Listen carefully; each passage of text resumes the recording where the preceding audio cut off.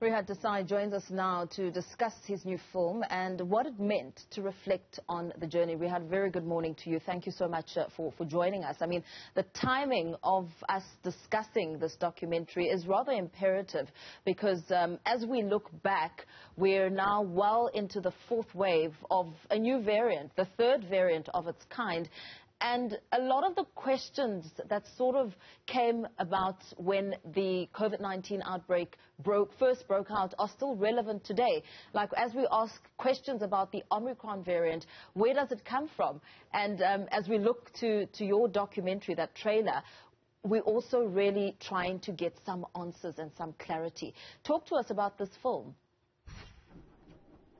Yeah, well, it began its life following a vaccine trial, and I think that's going to be successful. The proof of concept is there that we can develop a vaccine for HIV. But really, when we look at the response to HIV, South Africa only got the drugs 8 years after they were available in Europe and America, and that meant the pandemic got out of control very quickly, the epidemic.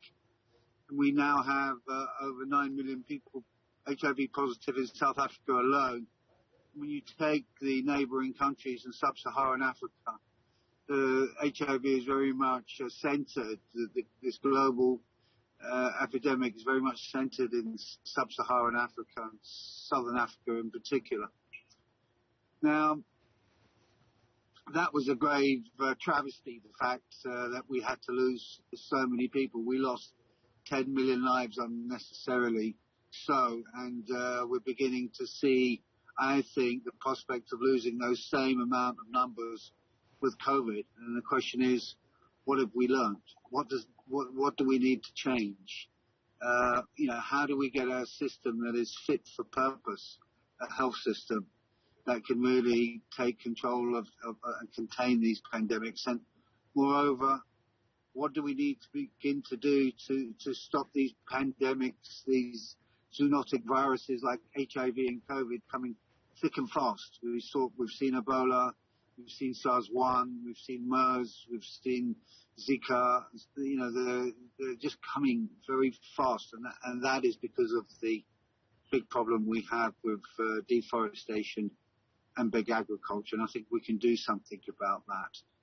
But I think what's most disturbing in Paul is that people who have immunosuppressed, are immunosuppressed, have weak immune systems because they're not on HIV treatment, are particularly concerning, and Omicron is probably, we look at this in the film, we don't shy away from this harsh reality. Omicron probably was developed in someone who was HIV positive some months back. It stayed in their system, if not earlier, and it evolved because they weren't able to get rid of it. The system wasn't strong enough to recover. And that's what makes the world, very vulnerable to these variants. Where HIV is endemic, we're going to see these HIV positive people who are not on treatment becoming factories of variants, really producing variants at a very rapid speed inside their bodies. And I think it's pretty, most scientists are saying it's highly likely that, if we can't get the world vaccinated quick enough, fast enough, that these variants will continue to emerge, and one will emerge that escapes the ability of the vaccine to completely. Rehad, in your documentary, sorry if you'll allow me to interrupt you, you essentially show that South Africa's public health resources are stretched beyond breaking point. I mean, you emphasize that quite a lot. We've just marked World AIDS Day a few days ago, and questions have really come to the forefront of the capability of South Africa to indeed achieve this ambitious target of reaching the zero HIV infections by the year 2030?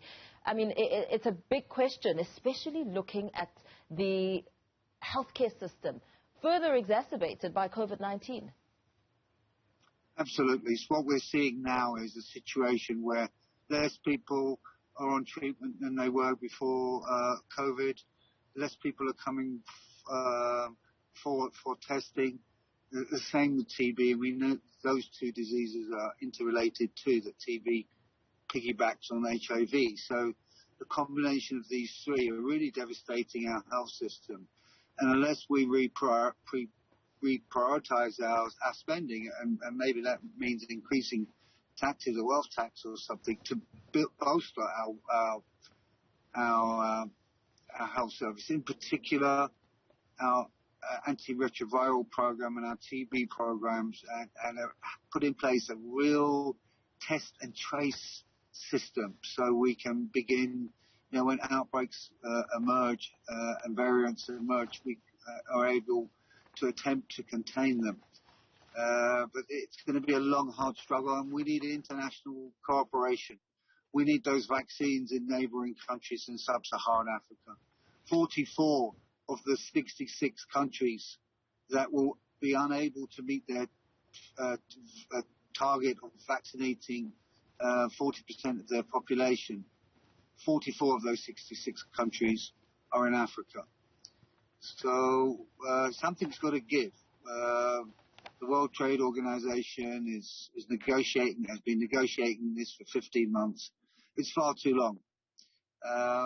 We need a quick resolve of this, but it's being blocked by those companies, those countries that have vaccine producers whose pharmaceutical industries are strong and are producing these vaccines. So this economic interest, profits coming before lives, and I think this is a very worrying sign that these people know what's happening, but they continue to deny us the ability to produce these vaccines. Absolutely. To share the... Rehad, I'm going to have to ask us to leave it there for now. Something's definitely got to give. Rehad Desai, award-winning filmmaker at Uhuru Productions, speaking, of course, about his documentary, and, of course, a relevant one as we are in the face of a global pandemic, of course, also looking at the threats of the fourth wave.